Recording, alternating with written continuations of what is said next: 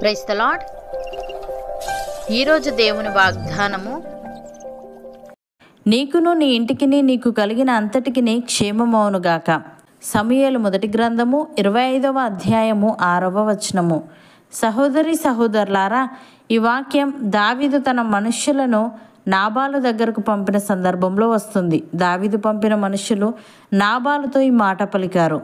దావీదు మనసులో ద్వేషం లేకుండా మంచి మనస్సుతో శాంతి క్షేమం కోరుకున్నాడు. కానీ నాబాలు దుర్మార్గంగా ప్రవర్తించాడు. దావీదు నాబాలు గొర్రెల కాపురులను తన సైనికులతో రక్షించాడు. వారిని ఎవరూ హింసించకుండా కాపాడాడు.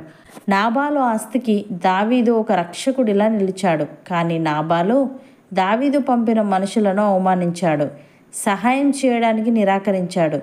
దాంతో దావీదు కోపగించుకున్నాడు. కానీ చివరికి నాబాలు భార్య అబీగయీలు జ్ఞానవంతురాలిగా ముందుకు వచ్చి సమస్యను పరిష్కరించింది. ఇది ఈ వాక్యం యొక్క సందర్భం.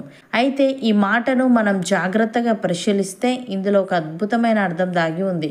ఇక్కడ నీకును నీ ఇంటికిని నీకు కలిగిన అంతటికిని క్షేమమవునుగాక అని అన్నారు. ఇక్కడ నీకును అంటే ఇది వ్యక్తిగతంగా మనిషికి చెప్పే ఆశీర్వాదం. అలాగే ఇంటికిని అంటే కేవలం గోడలు పైకప్పు కాదు. ఇల్లు అంటే కుటుంబం, భార్య, భర్త, పిల్లలు, పెద్దలు, అందరి రక్షణ, శాంతి, ఐక్యత. దేవుడు ఇంటిని శాంతితో నింపాలని కోరడమే ఈ వాక్యం యొక్క అర్థం. నీకు కలిగిన అంతటికి క్షేమమవునుగాక అంటే మనకున్న ఆస్తి, పని, పశువులు, పొలాలు, డబ్బు ఇవన్నీ కూడా దేవుని ఆశీర్వాదంలో సురక్షితంగా ఉండాలని కోరడం. మన సంపాదన లేదా ఆస్తి అనేది మన శ్రమతో వచ్చినదే, కానీ అది నిలకడగా ఉండేది దేవుడు కాపాడితేనే. మనకు ఉన్నది కాపాడబడాలి, పెరగాలి, మనకు హాని రాకూడదు. అంతా దేవుని శాంతిలో ఉండాలి అన్నదే ఈ వాక్యంలో ఉన్న ముఖ్య అర్థం. అలాగే ఇది దేవుని ప్రజల మధ్య ఉండే ప్రేమను, శాంతిని, ఆశీర్వాదాన్ని తెలియజేసే వాక్యం. మనం ఎవరినైనా కలిసినప్పుడు వారి నిజమైన క్షేమం కోరడం దేవుని స్వభావాన్ని ప్రతిబింబిస్తుంది. ఈ వాక్యం మనకు గుర్తు చేస్తుంది, క్షేమం మనకి కాదు, మన ఇంటికి, మనకున్న దానికి కూడా అవసరమని. మనం ఇతరుల క్షేమం కోరినప్పుడు దేవుడు మనకు కూడా క్షేమాన్ని ప్రసాదిస్తాడు. ఒకరి ఆశీర్వాదం కేవలం మాటల్లో కాదు, అది వారి జీవితానికి బలం అవుతుంది. కాబట్టి మన నోటి మాటలు ఇతరులకు ఆశీర్వాదం కావాలి, కానీ శాపం కాకూడదు. యేసయ్య 70 మంది ఇతరులను నియమించి తాను వెళ్ళబో ప్రతి ఊరికిని, ప్రతి చోటికిని తనకంటే ముందు ఇద్దరిద్దరినిగా పంపినప్పుడు ఆయన వారితో ఇట్లా, నేను కోత విస్తారముగా ఉన్నది, కానీ పనివారు కొద్దిమందియే. కాబట్టి కోత యజమానుని తన కోతకు పనివారిని పంపవేడుకొనుడి. మీరు వెల్లుడి, ఇదిగో తోడేళ్ల మధ్యకు గొర్రె పిల్లలను పంపినట్టు నేను మిమ్మల్ని పంపుచున్నాను. మీరు సంచినైనను, జాలనైనను, చెప్పులనైనను తీసుకొని పోవద్దు. త్రోవలో ఎవరినైనాను కుశల ప్రశ్నలు అడగవద్దు. మీరు ఏ ఇంటనైనాను ప్రవేశించినప్పుడు ఈ ఇంటికి సమాధానమగునుగా కానీ మొదట చెప్పుడి. సమాధాన పాత్రుడు అక్కడ ఉండిన ఎడల మీ సమాధానము అతని మీద నిలుచును, లేని ఎడల అది మీకు తిరుగువచ్చును. వారు మీకు ఇచ్చు పదార్థములను తినుచు త్రాగుచు ఆ ఇంటిలోనే ఉండుడి. పనివాడు తన జీతమునకు పాత్రుడు, ఇంటింటికి తిరగవద్దు.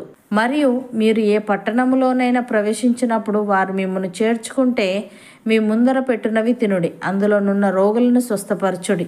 దేవుని రాజ్యము మీ దగ్గరకు వచ్చి ఉన్నదని వారితో చెప్పుడి. మీరు ఏ పట్టణంలోనైనా ప్రవేశించినప్పుడు వారు మిమ్మల్ని చేర్చుకొనకపోయిన ఎడల మీరు దాని వీధులలోనికి పోయి మా పాదములకు అంటిన మీ పట్టణపు ధూళిని కూడా మీ ఎదుటనే దులిపివేయుచున్నాము, అయినను దేవుని రాజ్యం సమీపించి ఉన్నదని తెలుసుకొనుడని చెప్పుడి. ఆ పట్టణపు గతి కంటే సొదొమ పట్టణపు గతి ఆ దినమున ఓర్వదగినదై ఉండునని మీతో చెప్పుచున్నాను నేను. సహోదరి సహోదరులారా, మీరైతే మేలు చేయటలో విసుకవద్దు. ఈ పత్రిక మూలముగా మేము చెప్పిన మాటకు ఎవడైనాను లోబడని ఎడల అతనిని కనిపెట్టి అతడు సిగ్గుపడు నిమిత్తము అతనితో సాంగత్యము చేయకుడి. అయినను అతనిని శత్రువుగా భావింపక సహోదరునిగా భావించి బుద్ధి చెప్పుడి.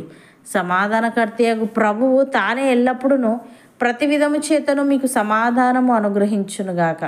ప్రభు మీకు అందరికీ తోడై ఉండునుగాక. అవును అన్నవారు నాతో పాటు ప్రార్థనలో ఏకీభవించండి. పరిశుద్ధుడా, ప్రేమగల తండ్రి, నీకును నీ ఇంటికిని నీకు కలిగిన అంతటికి క్షేమమవునుగాక అని దావీదు పంపిన మనుషులు నాబాలుతో పలికారు. అంటే ఇది వ్యక్తిగతంగా మనిషికి చెప్పే ఆశీర్వాదమని. అలాగే ఇంటికి నీ అంటే కేవలం గోడలు పైకప్పు కాదు.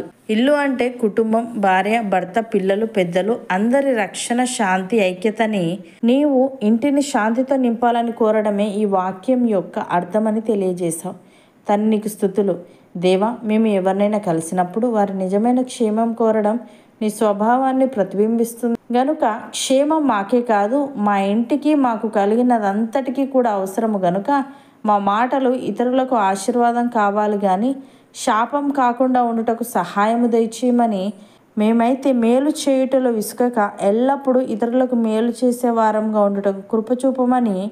ప్రతి విధము చేతను సమాధానము మాలో ప్రతి ఒక్కరికి నీవే అనుగ్రహించమని యేసుక్రీస్తు నామమున ప్రార్థిస్తున్నాము తండ్రి. ఆమెన్.